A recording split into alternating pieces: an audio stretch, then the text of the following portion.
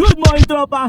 So ngayon, traffic, magkukwento na lang muna ako kasi 1:29 na, ang time ko sa trabaho is 2 PM para mawala yung inis ko. Kwentuhan na lang tayo pero yung kwento ko nakakainis pa rin. Dobleng inis. So sa kalaman na lahat, di ba, nagbebenta ako ng mga laruan. So isang araw, meron tayong bagong customer na namakyaw ng laruan. Meaning to say, ang daming binili na pag sinuma mo is worth 600 plus o 700, almost 700 pesos yung pinamili niya. Eh yung mga binibenta ko na pinili niya is worth 20 pesos, mga ganon. So meaning to say, madami talaga. So tuwan-tuwa ako, like, yeah! May bago akong customer, at the same time, marami mamili.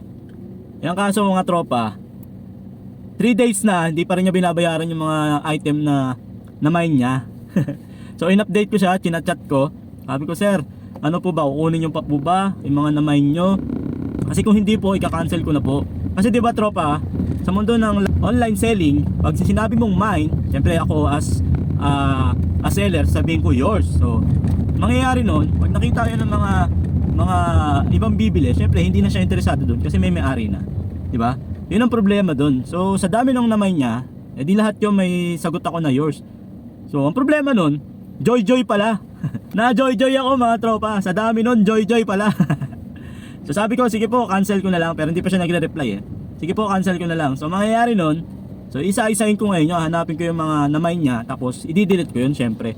Para pag merong uling nagka-interest na bumili, syempre mabibili. Kasi kung hindi ko buburahin yun, iisipin ng mga customer ko, nabili na o may-ari na, 'di ba? So yun yung problema kapag nagmamine tayo sa isang bagay. So medyo masakit, medyo nakakainis. Araw-araw na si tatay na nanghihingi. So papiso-piso na lang yung binibigay ko. Pero malaki tulong na siguro yung piso ni Tonton, no? Na joy na nga ako eh. So balik tayo din sa kwento. Medyo masakit sa pakiramdam kasi nung in-stock ko siya, reseller din pala katulad ko. So buy and sell din pala yung tao na yun. So nag-post ako sa social media, kasamahan ng mga nagtitinda ng laruan. Sabi i-reveal ko daw. Para sa akin hindi ko na kailangan i-reveal. Siguro ang gagawin ko na lang, iba-block ko na lang siya. Para hindi na maulit yung pang joy niya sa akin. Yun lang. Kinuwento ko lang. So ano bang pakialam? Masakit kasi sa isang reseller yung ganun. Kasi nakakapagod mag-post ng mga laruan. Pipicturean mo yon. At the same time, entertainin mo yung mga customer mo, 'di ba? So nakakapagod. Yung oras mo masasayang lang kasi sa dami ng minay niya, screenshot mo ngayon yon. Tapos kailangan may communication kayo. Yun nga lang, joy pala. So a big lesson for me din na dapat pag may ganon, hindi ko sasabihin agad na yours. So simula ngayon, ang gagawin ko na lang first, 'di ba? Kasi merong iba na nagkakagusto din eh. So first, second, third, fourth. Kung ayaw ng first, after 12 hours, bibigay ko sa second miner. Yun na lang yung gagawin ko ngayon, simula ngayon. So there you have it, tropa. Kinuwento ko lang kasi traffic. Anong oras na? 1:33 natin ko, malilate na naman ako. Patay na naman, may kaltas na naman yung sahod natin.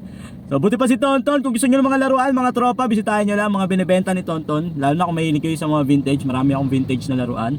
Yung mga luma na, mga kaidara natin. So bisitahin nyo lang po once again mga binibenta ni Tonton. So hanggang sa muli, tropa, buti pa si Tonton. Peace, late na naman. Bye bye. Mga bisor ko, mga manager ko, wala po akong magawa, maaga ako umalis sa bahay pero late talaga. Sobrang traffic ng Kabuyaw.